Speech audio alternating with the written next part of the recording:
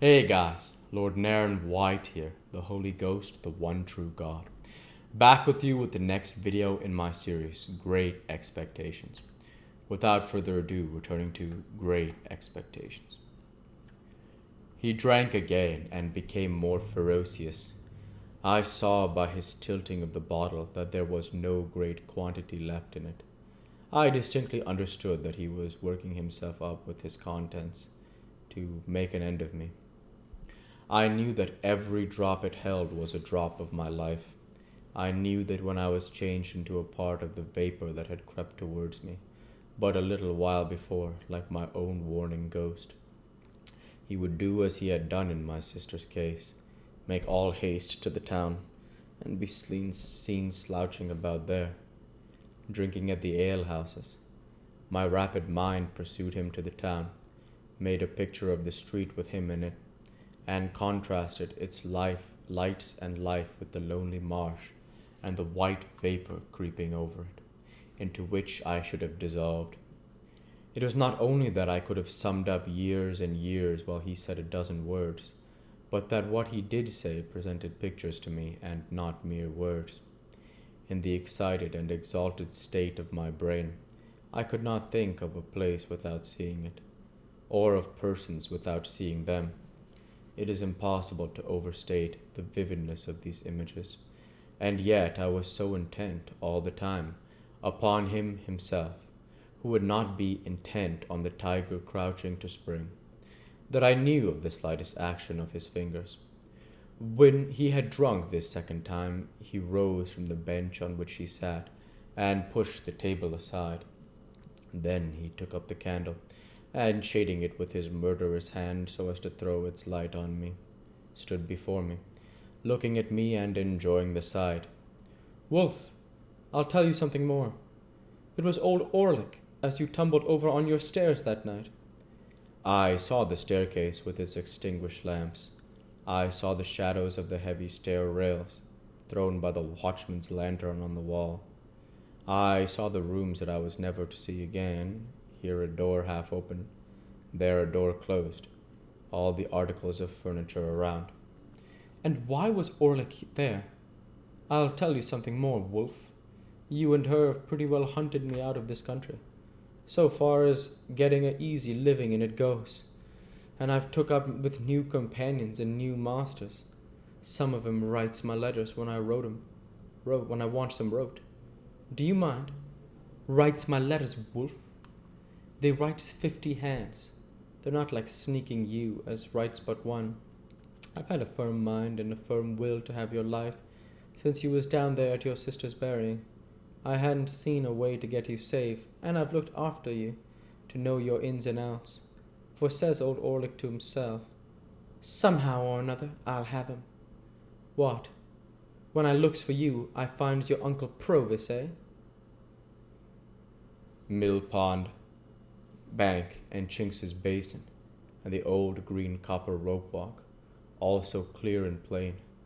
Provis in his rooms, the signal whose use was over, pretty Clara, the good motherly woman, old Bill Barley on his back, all drifting as to the swift stream of my life fast running out to sea.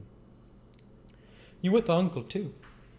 Why, I know you at Gardry's, when you was so small a wolf that you took your weazen betwixt this finger and thumb, and chucked you away dead. As I thoughts of doing odd times, when I see you loitering amongst the pollards on a Sunday, and you hadn't found no uncles then. No, not you. But when old Orlick had come to hear that your Uncle Provis had most like war like iron war. Old Orlick had let me read that again. But when your old Orlick had come for to hear that your Uncle Provis had most like wore the leg iron what Orlick had picked up, filed asunder, on these meshes ever so many year ago, and what has kept by him till he dropped your sister with him, like a bullock as he means to drop you. Hey, when he come for to hear that, hey." In his savage taunting, he flared the candle so close to me that I turned my face aside to save it from the flame. "Ah!" he cried, laughing, after doing it again. The burnt child dreads the fire. Old Orlick knowed you was burnt. Old Orlick knowed you was smuggling your Uncle Provis away. Old Orlick's a match for you, and knowed you'd come tonight.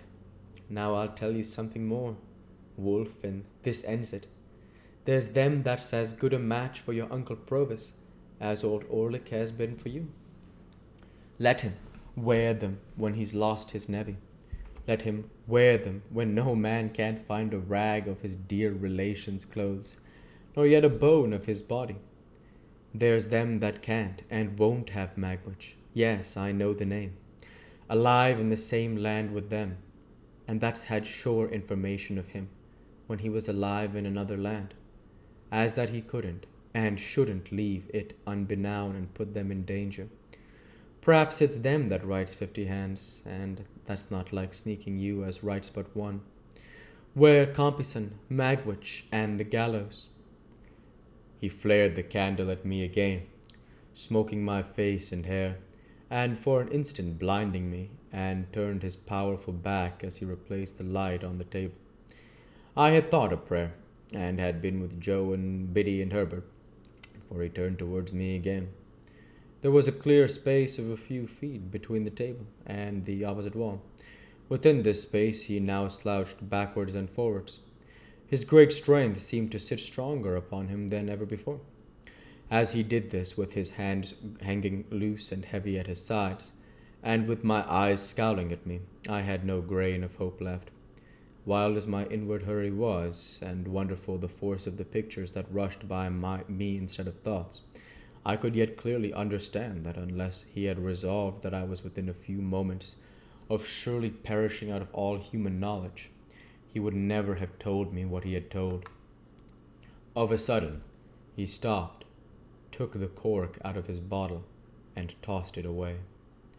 Light as it was, I heard it fall like a plummet. He swallowed slowly, tilting up the bottle by little and little, and now he looked at me no more.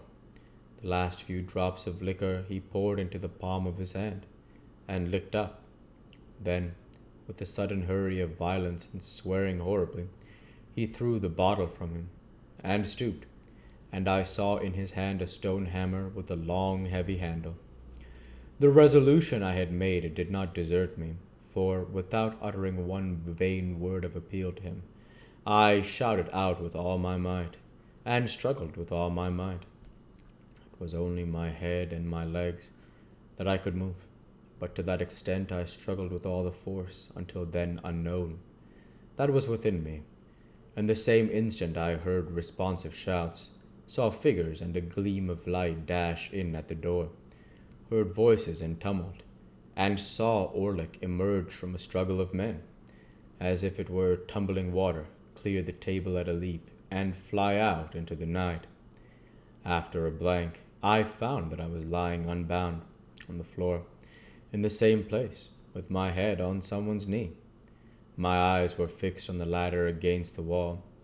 When I came to myself, had opened on it before my mind saw it, and thus I recovered consciousness. I knew that I was in the place where I had lost it. Too indifferent at first, even to look round and ascertain who supported me, I was looking at the ladder. I was lying looking at the ladder, when there came between me and it a face. The face of Trabb's boy. "I think he's all right," said Trabb's boy in a sober voice. But he ain't he just pale, though?" At these words, the face of him who supported me looked over into mine, and I saw my supporter to be Herbert. "Great heaven!" "Softly," said Herbert. "Gently, Handel. Don't be too eager." "And our old comrade, Startop!" I cried, as he too bent over me.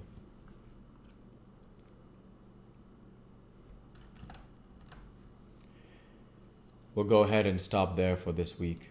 As usual, I want to say thank you for watching, and I hope you enjoyed. Please like, comment, and subscribe, as it greatly helps the channel. Light be with you all. Take care. And thanks again.